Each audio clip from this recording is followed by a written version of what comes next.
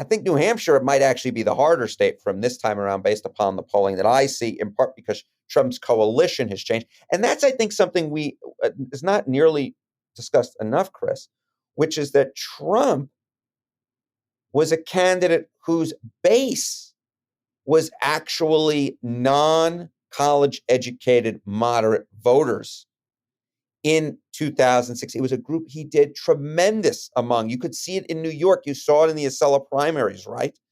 And now his base is actually very conservative voters. Yes, it was amazing to me. I think it was a Monmouth poll. I forget who did the poll, but when they broke out types of Republicans by support, the only group that Trump had the most support, that had majority support in, was very Republican or extremely Republican. The people who most strongly identified as Republicans, Trump had like 53% of those voters. Exactly. DeSantis tends to do better among independents who lean Republican. I will say, as I was looking over those crosstabs and sort of comparing different crosstabs, I do think that there is movement for a candidate who can appeal to the Kasich wing.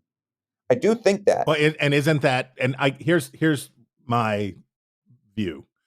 There is no getting to the right of Ron DeSantis, right? Nikki Haley's on a fool's errand. You're not going to get to the right of Ron DeSantis, because to the right of Ron DeSantis on culture war is Donald Trump, right? And you're not going to jump both of those things. But there's obviously a big lane for, and this is where the left-right terminology sort of breaks down a little bit, because you can be a conservative who's not a nationalist. You can be a nationalist who's not a conservative. But for conservatives for both conservatives and moderates, there's plenty of room outside of DeSantis, right? There's lots of space there. There's lots of voters. You describe them as Kasich voters. We look at Larry Hogan. We look at Chris Sununu.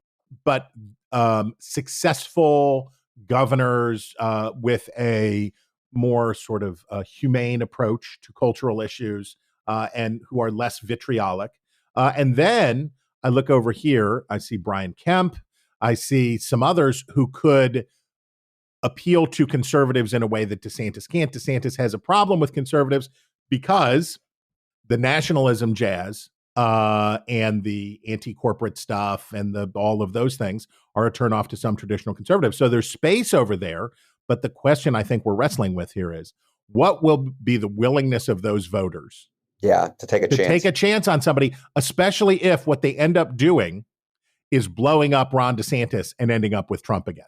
Is Mitt Romney basically saying, eat it? You're going to have Ron DeSantis as your nominee, so shut up. Yeah, I think we'd rather ride and die with DeSantis than, kick this open. And I think that ultimately may be the thing. Look, if you look at polling, as I like to do, historically speaking, we know that less than 5% of the nominee or people who poll less than 10% of the vote, less than 5% of those folks who are in that 0 to 10% category, which is everybody but DeSantis. Right. I love the difference at this point. Well, she got a bump. She's up to 7.